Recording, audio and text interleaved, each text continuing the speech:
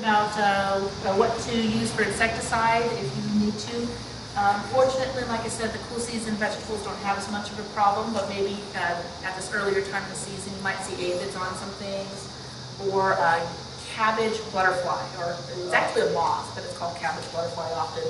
It's a daytime moth that you can't miss it. It's got white wings, real common. You probably never even paid any attention to it. I'm sure you've seen it many times.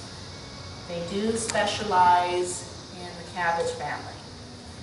That's broccolis, kales, cabbages, all of them. And what they'll do is that moth will come along and lay its eggs on the undersides of the leaves, real, real tiny. But if you look closely, you'll see some teeny tiny little yellow eggs on the underside of the leaves.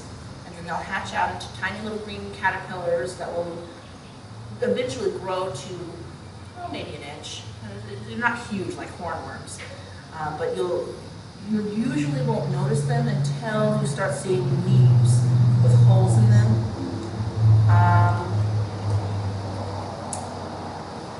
They don't always devastate the plant. I wouldn't say it's one of those devastating kind of things, you know. But if it's something where you plan on harvesting the leaves, they can be a bit of a problem. Yeah, they tend to go for the looser leaves, so the broccolis and the looser cabbages. You'll even see them on your ornamental cabbages. You see holes in there. So the question is what to use on these, right? What's the difference between those? Okay, so I've got two up here, and these are the two that we sell the most for this purpose. This one is called Captain Jack's. The active ingredient is called spinosad. Looks like spinosad when you look at the way it's spelled, S-P-I-N-O-S-A-D.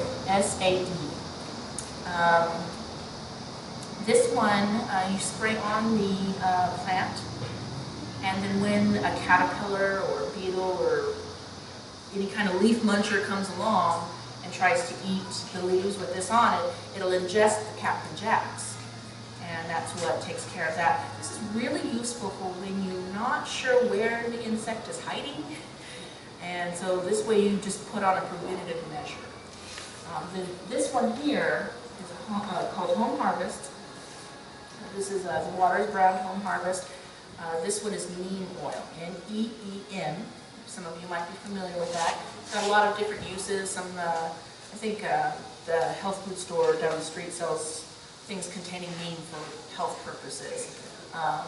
They also sell it a mosquito repellent that contains it. You can put on your skin. It's very safe stuff to be putting on your vegetables. Both of these are organic. But this one is something you spray directly on the insect for the best results. So if you can see it, or if you know it's there in front of you, but it's too well camouflaged for you to see it, you can spray it with this. And so this is something you put directly on the insect for best results. And this one is when you know it's hiding and you can't find it to spray it, you go to the Captain Jack's. This is good for anything that is going to digest the surface of the leaf where the Captain Jack's is. If it's something, it won't work on aphids. It has a very long list of things that it will work on, but it won't work on aphids because they're suckers. They actually pierce the leaf and suck the juices out, so they're not digesting the surface of the leaf where this is present. So they're both organic. So if you're having problems with aphids, go with the neem oil. If you're having caterpillars, the cabbage moth caterpillars, or anything like that, either one of these will work.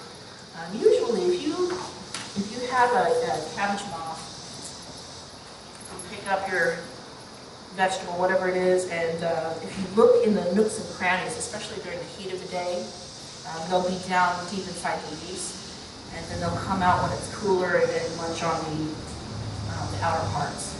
And so you'll have all these holes in your leaves, but you're not seeing the caterpillar. Yes? What is the shelf life? What is a shelf life? I'm not aware of an expiration date on them. I mean, I suppose if you've had one for many years, my question is, but realistically, you're not going to have to worry about it.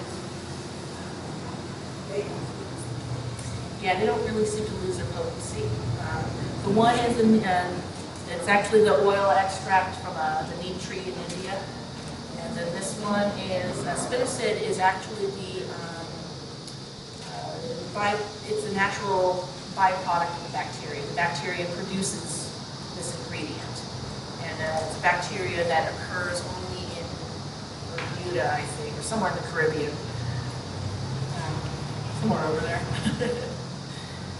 If you look inside the label, I think it's actually got a little bit of the history in there. You can look it up online.